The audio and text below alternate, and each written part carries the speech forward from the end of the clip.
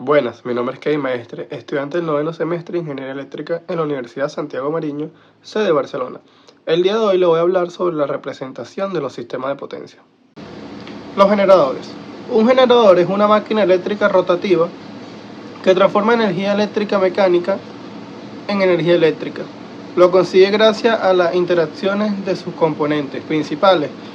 Estos son el rotor, que es la parte giratoria, y el estator, que es la parte estática. Los generadores, según su construcción, están clasificados en generadores con rotor cilíndrico y generadores con rotor de polos salientes.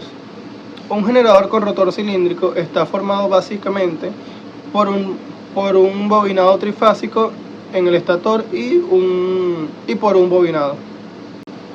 Línea de transmisión. La clasificación de las líneas según su longitud se hace en base a las aproximaciones admitidas al operar con sus parámetros. Estos se clasifican en líneas cortas, que son hasta 80 kilómetros de longitud. Esto se desprecia la capacitancia en paralelo y se toma en cuenta solamente la resistencia y la inductancia en serie en forma concentrada. Líneas medias, entre 80 y 240 kilómetros de longitud. Estas se toman en cuenta los parámetros de resistencia, inductancia en serie, capacitancia en paralelo y muy a menudo se utilizan en el circuito normal pi, donde se representa la admitancia total Y debido a la capacitancia total C de la línea dividida en dos partes iguales. Líneas largas de más de 240 kilómetros de longitud.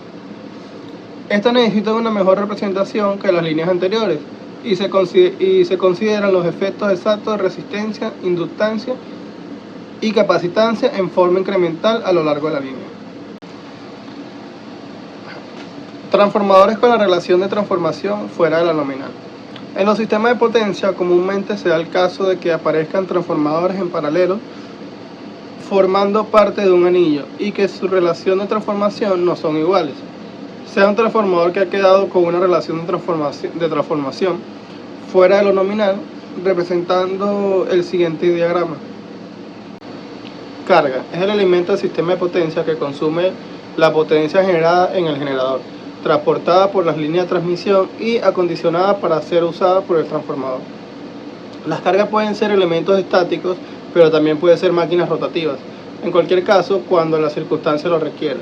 La carga puede ser representada por impedancias o admitancias, como se ve en el siguiente diagrama. Diagrama de impedancias.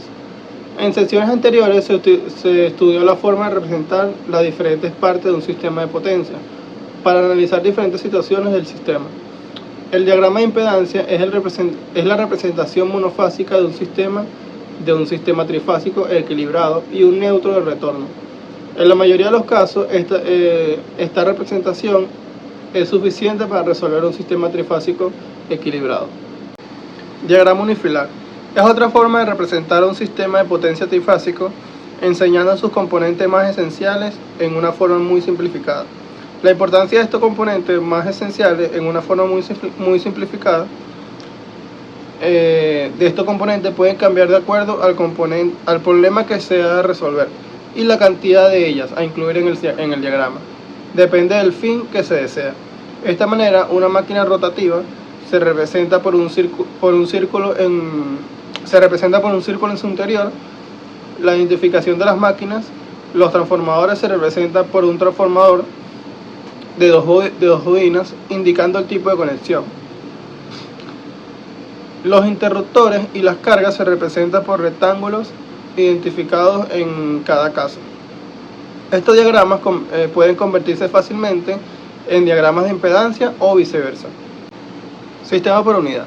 En los sistemas de potencia, los cálculos relacionados con los elementos del sistema son a menudo efectuados en la forma de unidad, es decir, que todos son expresados con una fracción decimal de valores de base que son seleccionados apropiadamente. La cantidad de voltajes de corriente, potencia activa, reactivas y aparente, resistencia, reactancia, impedancia, conductancia, subsetancias y admitancias pueden ser trasladadas en la forma por unidad de la manera siguiente.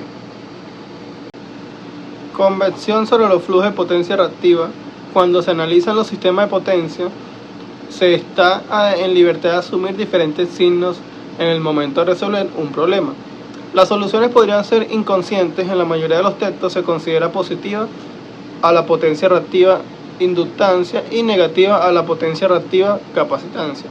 Para lograr esto es necesario definir la potencia aparente compleja como S igual a B por I. También podemos ver la representación de voltaje colocado en la referencia, la impedancia y la potencia aparente. Corriente que llega a un nodo en función de la potencia.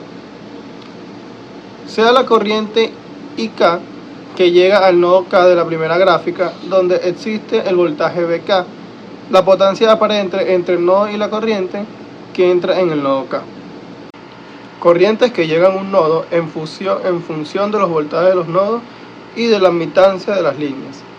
En esta gráfica se notan 4 nodos enlazados por diferentes líneas de transmisión con la admitancia indicada.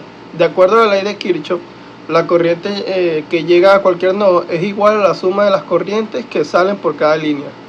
Es igual a la diferencia de tensión de los extremos de esa línea multiplicada por su admitancia. Flujos de potencia entre nodos. Si se conocen los voltajes en los nodos y la impedancia en los enlaces, se puede obtener los flujos de potencia que salen y llegan a dichos nodos. También podemos ver la impedancia de la línea, los voltajes de cada uno de los nodos y la corriente entre los nodos K y M. Bueno, muchas gracias. Esta fue toda mi exposición.